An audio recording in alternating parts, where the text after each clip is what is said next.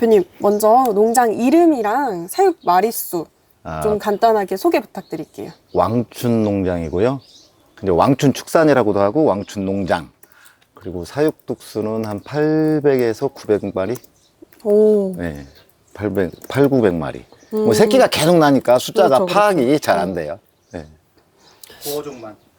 보호종이 주로 이루어지고 있어요. 지금 그럼 뭐 퍼센트로 따지자면 한 몇 퍼센트 정도 될까요? 지금 뭐 원종에서 자축으로 받아서 하고 있는 게 한 70%? 70% 정도가 보호종이라고 보면 돼요. 70% 정도가 예, 보호종. 근데 그 전에 사육하고 있었던 게 흑염소종하고 교잡이 있었는데 그놈을 지금 사육하고 있으면서 보호로 전환하고 있는 거예요. 그 목장, 이 농장 이름 소개하시면서 왕춘 축산이라고도 한다고 하셨는데 여기 키우는 거 말고도 뭐 다른 거 같이 하고 계신 게 그러니까 있나요? 이제 이게 사업자를 내면서 농장하고 그 축산하고는 또 이렇게 차별이 있어서 축산으로 해서 이렇게 된 거예요. 아, 네, 그래서 그러시구나. 사업자에는 왕춘 축산으로 돼 있어요. 그러면 언제부터 염소는 키우기 시작하셨어요? 사육한 지는 좀 오래됐어요. 사육한 지는 한 25년 정도 된 것 같아요. 그 정도 전후한 것 같은데, 그런데 그때는 체계 없이 소규모로 이렇게 사육을 하다가 불과 한 10년 전서부터 관심이 조금 있었고, 그리고 본격적으로 한 지는 3년. 그러면 처음 시작하실 때 한 몇 마리 정도로 시작하신 거예요? 흑염소로 시작하셨어요? 네, 흑염소로 10마리 정도 돼 있었을 거예요. 아, 네, 10마리. 진짜 작게 시작해서 많이 이렇게 성장을 해오셨는데 그럼 25년 정도 그냥 꾸준히 쭉 염소는 계속 키우고는 계셨어요? 예. 염소는 계속, 예. 지금 종축계량협회가 농식품부로부터 염소 등록 기관으로 지정돼가지고 지난해부터 혈통 등록 사업 같은 것도 하고 있고 이제 익산이 있는 여기 전북이랑은 또 이표 사업도 같이 하고 있어요. 예. 지금 이표 사업에 같이 하고 계시다고 알고 있는데 네. 어떻게 이표 사업을 하게 되신 거예요? 신청하게 되신 거예요? 그러니까 아들이 그래도 이거 그래도 우리가 갖고 있는 것이 그래도 종자가 좋은 거니까 뭔가 연구를 하고 뭐 한다고 해서 그냥 오케이 했어요. 지금 이표 하면서 네. 체중을 재거나 네. 그리고 태어난 날 같은 것도 다 기록하는 걸로 알고 있어요. 네. 그런 것들은 어떻게 관리하고 계세요?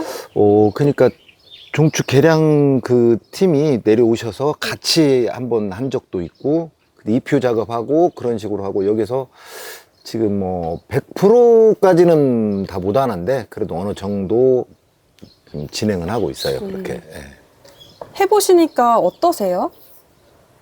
그러니까 그게 참 귀찮은 일이에요. 따지고 보면. 그렇죠. 귀찮은 일인데, 그래도 그 체계 관리라는 게 그게 만들어지니까, 내가 맨 처음에 새끼 때 저게 4kg 때 났는데, 그 이후에서 저 뛸 때 정도 되니까 몇 킬로. 근데 이 과정이 다른 염소보다 빠르다. 뭐 이런 걸 느꼈을 때 조금 기분 좋고, 그래요. 예. 이제 직접적으로 눈으로 이제 수치 확인이 가능하고 그렇죠. 예. 대표님이 커지는 게 바로바로 보이시니까 좀 더 관리하기도 편하셨겠어요. 그러죠.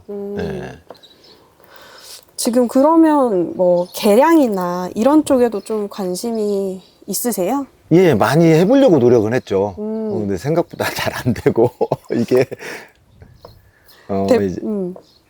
이게 이제 뭐, 원종 대 원종으로 해서 그거 하고 있는 건 해요. 그리고 이제 혈이 섞이지 않은 선으로 만들려고 노력을 하고 있어요. 왜냐면 근친이 되면 얘들이 이제 약해지고 뭐 또 이런 게 유전적으로 문제가 생기니까 그것 때문에 좀 많이 그건 하고 있는데 그렇지 않는 선에서는 그 고기염소 쪽으로 나가는 것은 그 수컷 한 마리면 되니까 아빠만 중요하든 엄마가 뭐 받쳐만 주면 더 좋겠지만 아빠가 있으면 전부 다 이렇게 개량은 다 되니까 좀 그런 거 괜찮다고 생각해요. 혈통 말씀하시면서 원종이라는 말씀을 하셨는데 네. 제가 사전에 듣기로는 이제 대표님 아드님이랑 해서 뉴질랜드에서 생축을 들여왔다고 예, 예. 알고 있어요. 네. 몇 년도에 생축을 들여오신 거예요? 23년도예요. 23년도 10월에 들었어요. 그 들여오게 되신 계기랑 몇 마리 정도 들여왔는지 한번 예. 그냥 간단하게 말씀해 주실 수 있을까요? 예.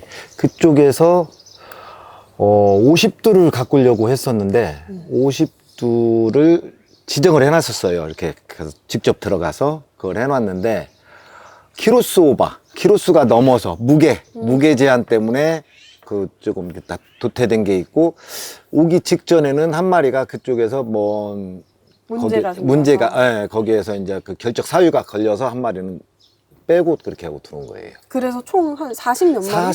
47두. 47마리? 예. 거기에 좀 아드님이 많은 기여를 했다고 예. 들었는데 뉴질랜드 보어를 처음 대표님이 보셨을 때 아, 뭐 이런 게 되게 좋다 느낀 부분이 있을까요? 맨 처음에 실망했어요. 왜요? 여기 한국에도 똑같은 점수가 많더라고요. 뭐 큰 차이가 없었고, 이게 그 정도의 그 상품성이 있을까? 맨 처음에는 그랬어요. 종축으로서. 예, 그랬는데, 그때 그쪽에서 뭐, 풍평에서 우승한 염소 그 자축도 있었고 뭐 했는데, 실질적으로 와서 보니까 너무 서운했어요, 저는. 근데, 그때는 이제 뭐 수입하는 과정에, 사기 안 당하고, 그냥 여기까지 한국까지 물건이 정확하게 우리 농장까지 딱 도착할 때 그때 기분이 너무 좋았어요. 사기 안 맞고 그냥 온 것만 해도 우리는 행복하다. 그랬는데 시간이 흐르면서 얘가 점점 그 스트레스를 받아서 이렇게 막 빠져있던 모습 이런 것들이 조금 회복이 되면서 보니까 조금 얘들이 그래서 원종이 필요하구나라는 걸 느꼈어요. 그 뭔가가 보이더라 이거죠. 서서히. 한 25년 염소 산업에 몸담으시면서 현재 염소 산업을 대표님이 판단해 보시자면 어느 정도 산업이 올라와 있다고 생각하시는지. 예. 그전에는 이렇게 지금 도축이나 이런 게 축산으로 등록되기 전까지만 해도 자체적으로 도축하는 데가 엄청 많았었어요. 옛날에는. 근데 그때는 소비나 이런 게 표가 안 났잖아요. 뭐 어떻게 소비가 되고 이런 게 표가 그렇게 안 났는데 지금은 그게 아니고 체계적으로 해서 사육을 해서 어느 정도 비육을 해서 이게 단계를 거쳐서 도축장으로 딱 가서 도축을 해서 식당이면 식당, 즙이면 즙으로 이렇게 딱 나가는데 이게 그 과정에 그전에는 그게 전혀 안 보였는데 지금 체계가 아니면 이제 안 돼요. 도축도 할 수도 없고. 그래서 제가 생각할 때는 그 옛날에는 주먹구식으로 그냥 다 살았는데 지금은 숫자도 불과 뭐 한 5년 전까지는 괜찮았다고 봐요. 근데 지금 그 이후로는 이제 안 돼요. 숫자도 마찬가지예요. 뭐 유튜브나 이런 데 보면 염소 50두 사육하면서 막 성공했다고 그러고 막 좋다고 그러고 하는데 그거 아무 저는 해당이 안 된다고 생각하거든요. 왜 그러냐면 50두를 다 해서 팔아도 그 돈이 얼마가 되겠어요. 지금 한 달 생활하는데 뭐 기본적으로 생활비는 나가는데 이게 이제 뭐 그것은 뭐 본업이 아니고 부업식으로 가면 조금 괜찮을지 몰라도 본업으로 하면 규모가 좀 커야지 되지 않을까 해요. 그리고 저는 지금도 이 숫자 갖고도 제 그 입장으로는 수입이 맞지 않다고 생각을 해요. 대표님 말씀을 종합해보자면 옛날보다는 확실히 체계적으로 변했고 네. 평균도 많이 올라왔다고 네. 생각이 들어요. 네. 그래서 지금 많이들 염소 산업이 성장하고 있다고들 네. 하는데 그것을 좀 체감한 계기가 있으신지. 그러니까 지금 해 보면서요. 그 전에는 사료값이나 이게 쌌었어요. 지금은 그게 아니잖아요. 사료값이 상승을 하다 보니까 그전에는 사육값 없이 그냥 뭐 뭘 갖다가 주고 해서 몇 마리를 사육할 때는 상관이 없는데 이제 어느 정도 규모가 되면서 대량으로 되면서는 이게 힘들어져요. 점점 모든 것을 다 구입을 해서 해야 되는데 생산비가 좀 적게 들어가는데 많이 들어가니까 그게 문제가 되는 거죠. 다 올라 있는 상태. 안 오르는 게 없잖아요. 모든 게. 그래서 조금 힘들어요. 그러니까 지금 가격도 이 정도 선 가지고는 그냥 괜찮아요. 그냥 먹고 사는 데는 될 수가 있는데 이 밑으로 하락을 하면 더 힘들어요. 지금까지는 괜찮아요. 그러면 지금 대표님은 뭐 종축 판매를 하고 계세요? 아니면 도축장으로 나가시는지 아니면 경매장으로 판매를 하시는지 좀 궁금해요. 저는 지금 도축장으로 유통으로 해서 빼고요. 그 다음에 이제 지금 종자 분양도 하고 있고. 분양도 뭐 이렇게 뭐 내놓고 하는 건 아니고 그냥 입소문으로 해서 찾아와요. 그래서 그럼 좀 그럴 뭐- 경우에는 판매도 하시고 하시는 거예요? 예. 그러면 도축장으로 나가는 비율은 거세 비율 전체가 나가는 거예요. 그러면 보통 한 달에 몇 마리 정도 출하되나요? 그러니까 제가 지금 그게 정확한 데이터는 없는데 평균 그냥 하루에 한 마리라고 지금 저는 그런 식으로 지금 잡고 있어요. 그러면 1년이면 365마리를 판매를 했을 때 제 수입이 어느 정도가 이제 들었으니까 지금 그렇게 체계적으로 가고 있어요. 그러면 지금 이표 예. 부착한 개체들은 예. 뭐 종축으로서 좀 가능성이 있는 개체들에 부착하고 있나요? 예. 그것만 그럼, 그쪽만 입표를 했어요. 예. 이 표에는 그럼 어떤 정보들을 기입하세요? 예를 들어서 엄마 아빠 그 다음에 생년월일 뭐 이런 식으로 입표 작업이 딱 되고 있어요. 그리고 혈통서가 이렇게 발행이 돼 있어요. 저희 거 개들이 모공까지 다 해서 그걸 했어요. 뉴질랜드 생축뿐만 아니라 지금 보유하신 예. 종축으로서 생각하고 계신 것들은 혈통 등록까지 다 마쳤다는 말씀이세요? 예. 혈통 등록을 한 염소 농가들이 많지 않은 걸로 알고 있어요. 예. 대표님이 되게 선두주자하신데 그 혈통 등록을 해야겠다고 생각하신 그런 게 있을까요? 이유가? 자부심을 가졌었어요. 맨 처음에 수입을 아들이 했을 때, 얘들은 뭔가 모르게 조금, 얘는 어느 농장 거다라는 걸 정확하게 가고 싶었어요. 그래서 등록을 하게 됐고, 그 다음에, 그게 아니고도 저희 입표를 하려고 준비를 많이 했어요. 지금은 사토식으로 안쪽에, 귀 안쪽에 그냥 우리만의 그것을 하려고도 생각을 했었어요. 그러면 다른 데 나가도, 이것은 우리 농장에 이거밖에 없으니까, 다른 데 뭐 입표 작업해서 귀에다 뭐 해서 이게 아닌, 아예 그냥 그렇게 하려고까지 생각을 해서 그것도 구입은 해놨었어요. 예. 약간 내 농장 염소라는 것을 되게 그렇죠. 예, 자부심을 갖고 있었으니까. 그러면 개량도 같이 하고 있다고, 개량에도 좀 관심이 있다고 하셨는데 예. 염소 사육을 해보셨을 때 뭐 외적으로 평가를 해보자면 사육하면서 이런 부분이 좀 좋아야 증체량도 좋구나 뭐 이렇게 느끼시는 부분이 있을까요? 그러니까 제가 하면서 수컷의 영향력이 좀 강하다고 봤거든요. 강해요. 확실히. 예를 들어서 보호 수컷 한 마리가 근데 이제 원종이 아니고 순종 그다음에 뭐 F1, F2 뭐 이렇게 쭉 있잖아요. 네. 그러면 순종이 크다고 막 다들 뭐 이렇게 생각을 하는데 원종이 크다고 막 생각을 하는데 그건 아니에요. 제가 생각할 때. 그건 아니고 아마 좋으면 좋을수록 그건 좀 덜 받쳐주고 순종 그 이하 뭐 F2, F3 이렇게 만들어지는 것들이 앞놈만 조금 받쳐만 주면 좀 성장률이 빠른 것 같더라고요. 성장률이 확실히 얘는 성장이 앞놈이 받쳐주니까 성장이 빠르구나 이런 걸 느꼈어요. 똑같은 개체수에도 같이 뭐 불과 15일 사이에 태어난 것들이 같이 있다고 치면 월등하게 큰 것들이 있어요. 그럼 어미가 좋아요. 어미에서. 어미가 좀 받쳐주니까 예. 수컷 능력치를 최대한 발휘할 수 그렇죠. 있게 되는군요. 네. 그 말씀이신 거군요. 네. 그러면 좀 어미 산차를 끌고 가실 것 같은데 그런 것들은 보통 그렇죠. 평균 산차가 어느 정도? 그러니까 이게 뭐 다 다른데요.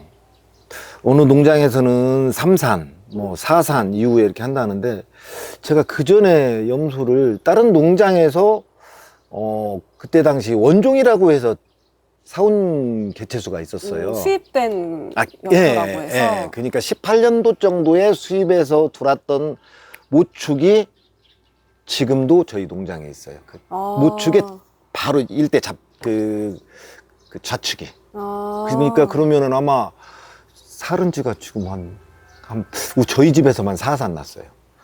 저희 집에서만. 그러면 대표님은 능력치가 좋으면 좀 오래 끌고 예, 나간다고 생각하시는 예. 거군요. 그러죠. 왜 그러냐면 바로 해서 그 새끼 뭐 다 암놈이라고 해서 새끼를 다 잘 키우는 게 아니에요. 딱 해서 아니다 싶은 건 바로 한쪽에 빼서 도태를 시키든 아니면 한쪽에도 개체 관리를 해서 다시 한번 보고 종자가 좋은 것은 한번 더 보고 그렇지 않으면 새끼만 빼서 그냥 또 그 우유를 먹여서 또 키우는 경우도 있어요. 지금 새끼를 다 잘 키우진 않는다고 하셨는데 예. 저도 얘기를 들어보면 뭐 한우도 그렇고 네.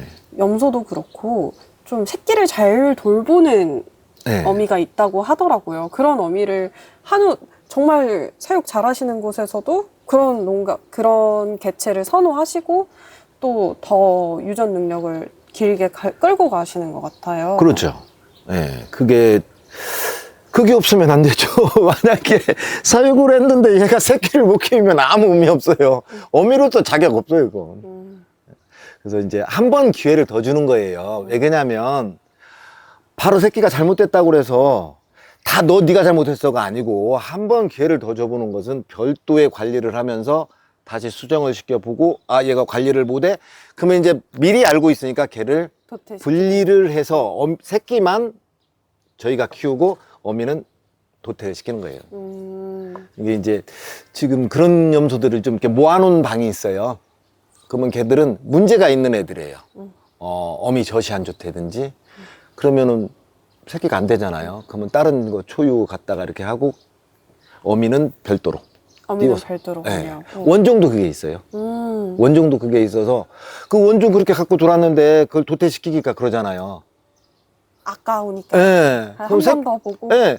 걔는 이제 그 정도 되는 애들은 이제 그냥 새끼만 한마디로 유모형으로 유모가 아니라 그냥 새끼 낳는 출산만 하고. 네, 출산만 하고 예. 인공포유 하시는 인공포유. 방법. 예, 맞아요. 그렇게 해서 그냥 뭐 그래도 지금 가만히 보니까 수정이랑 들어가는 걸 제가 확인했어요. 그러니까 조금 더 지켜보고 있는 거예요. 염소 사육하시면서 신규로 들어오는 농가들이 되게 많잖아요, 최근에. 예. 그런 농가들에게 좀 조언을 하시자면. 전 솔직히요, 오다게예요. 새로 오지 말라고? 네, 힘들어요. 이게 알면 알수록 더 힘들어지는 것 같아요. 이게 진짜 알면 알수록, 진짜 이건 너무 스트레스를 받고 너무해요. 진짜 제가 이거 하면서 그 카메라가 이렇게 있어요. 그 CCTV 카메라? 네, 카메라가 있어요. 자고 눈 뜨면서 이걸 보고 자는 거예요. 자면서도. 해가지고 예를 들어서 새끼가 분만할 염소를 보고 들어갔으면 걔 엉덩이에 맞춰놓고 자는 거예요. 나오나 안 나오나.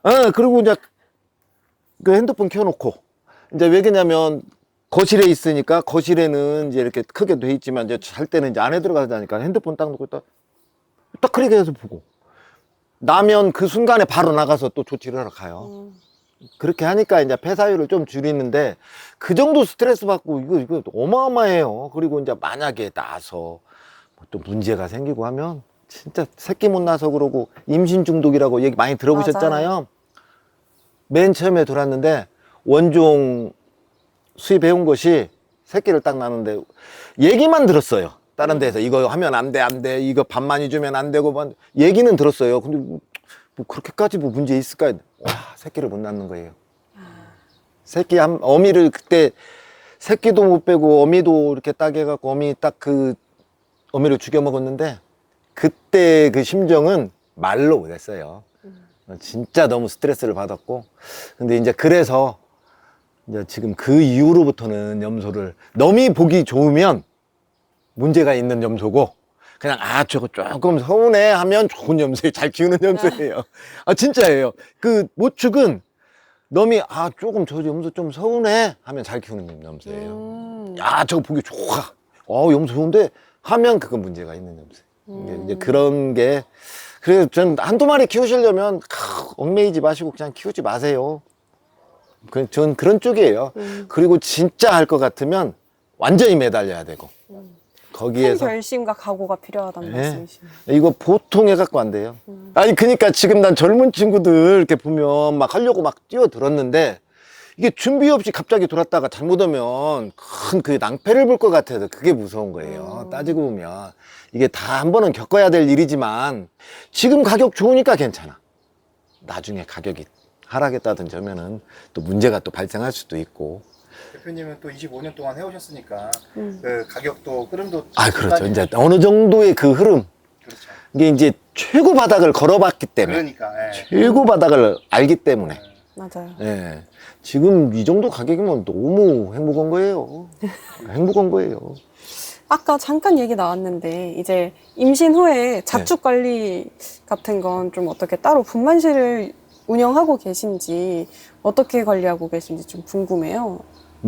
그러니까 겨울 같은 경우는요, 자축이 딱 나온과 동시에 바로 소독하고 태 묶어주고 촉진제에서 영양제 뭐 주사를 한 3가지를 줘요. 주사를 이렇게 주고 바로 그냥 닦아서 그냥 놔요. 놓으면은 얘가 이제 어미 젖을 찾는 시점이 있어요. 그러면 뭐 주사도 마치고 소독하고 해서 저희 같은 경우는 배꼽도 묶어요. 음, 묶어주고 소독도 해주고, 그 다음에 이제 어미가 이게 보면 그 전에 저는 실패를 많이 봤어요.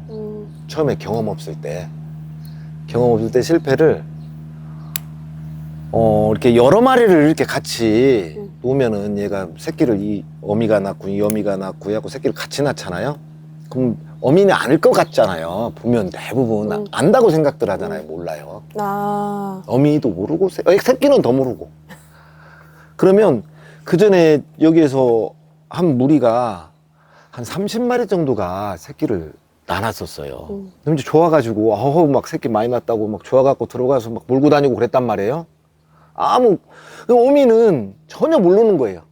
내가 새끼 낳긴 낳는데 이 새끼가 다 자기 새끼인 줄만 알고 냄새만 맡는 거예요. 결국은 지 새끼를 못 찾아요.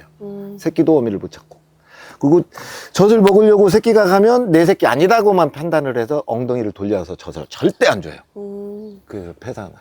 이게 모를 적에, 처음 할 적에 그렇게 됐어요. 그럼 지금은 따로 네. 방을 만들어서 그러죠. 자축과 모축의 그런 것들을 만들어주고 계세요? 네. 그게 없으면 안 돼요. 바로 그냥 낳고 후산한 다음에. 왜 그러냐면 후산하면 그 새끼하고 어미하고 가둬진 칸이 또 오염이 되잖아요. 뭔가 이제 막 불순물로 인해서. 그러면 그 새끼방 딱 만들어 놓고 후산한 다음에 갖다 넣어주는 거예요. 그리고 초유를 한번 그때 딱 먹여요. 무조건 먹여줘야 돼요, 저희를. 그게 최고 중요해요. 그리고 이제 초유를 다들 먹는다고 생각을 하는데 못 먹는 경우가 많아요.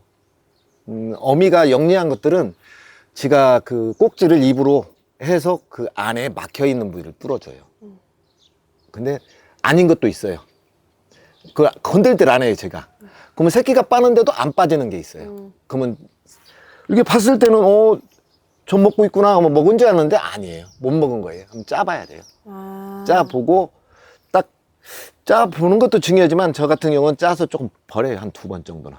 왜요? 그쪽 끝에 쪽에 뭔가 모르게 그 전에 어미 쪽에 그 나머지 있는 찌꺼기라고 해야 돼? 뭐예요? 그 조금 안 좋은 부위가 있는 느낌이 받더라고요. 그래서 짜내요, 그냥 저는. 끝에를. 한 2번 정도만 짜내고 그 다음에 물려줘요. 대표님은 초유를 먹는지 안 먹는지 그리고 제대로 예. 초유가 나오는지 확인하는 예. 것도 중요하다고 조언을 해주시는 예, 거네요. 예. 그게 꼭 필요해요. 음. 제가 몽골을 얼마 전에 갔다 왔어요. 아 그래요? 네, 얼마 전에 몽골을 갔는데 저는 배운 점이 많았어요. 몽골에 가서. 사육하는 방법도 거기 주먹구 같은 데도 뭔가 자기네들의 그 노하우가 있었어요. 예를 들자면요. 모축이 우유가 많아요. 생산한 우유가 많은데 이게 하루에 새끼가 먹을 수 있는 양이 있는데 하루 종일 먹어도 이 컵으로 하나를 먹었다고 쳐요. 그럼 나머지는 여기 안에 남아 있어요. 그러면 계속 만들어져요 또. 그러면 넘쳐. 추워요. 이 여름에는 조금 그런 게 좀 덜한데 겨울 같은데 추울 때는 움츠리잖아요 얘들이. 그럼 얘가 얹히는 거예요. 먹고 얹혀요. 얹혀서 얘가 이제 뭐 병이 와요. 흔들이라는 병이. 근데 그쪽에 갔더니 몽골에서는 딱 보니까 순서대로 가면서 뭔가를 짜요. 짜서 자기들이 먹기도 하고 뭘 유제품을 만들기도 하고 나머지는 조금 남으니까 어미하고 새끼 먹으라고 주고 그러더라고요. 아 이거구나. 그러면서 아무 문제가 없는 거예요 걔들은. 근데 여기에는 너무 잘 먹으니까 따지고 보면 여기 염소들은 잘 먹잖아요. 그러다 보니까 이게 양이 많아서 그런 게 많더라고요. 그럼 대표님은 그걸 이제 짜주는 시스템을 좀 딱 적용해서 하고 계셔요 지금? 예. 어, 딱 해갖고 야 짜네. 손으로?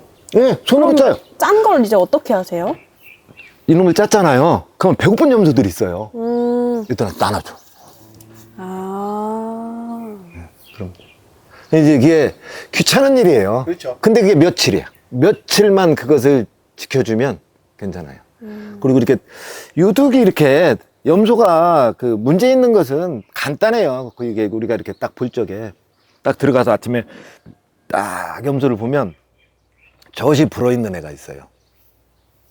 분명히 먹어줘야 되는데 새끼가 못 빨아먹은 거예요. 그럼 젖이 불어있어요. 그러면 그건 자축이 문제가 있어. 분명히 문제가 있는 거예요. 그러면 걔를 빨리 찾아서 가를 관리를 해야 돼요. 가를 관리를 하면 어미 젖 싹 짜내고 가 관리해주면 괜찮아요. 근데 그것을 대부분 그 어느 정도 선 키우시는 분들은 그걸 안 해요. 그 좌측이 커서 돈이 만들어지는 건데 아예 좌측 자체가 안 만들어져 보는데 이게 되들 안 해요. 제가 생각할 때는 그래요. 확실히 좀 관리하기 위해서 유심히 관찰하는 것도 중요한 것 같아요. 인터뷰 너무 잘 해주셔서 감사해요. 오늘 인터뷰해 주셔서 감사합니다.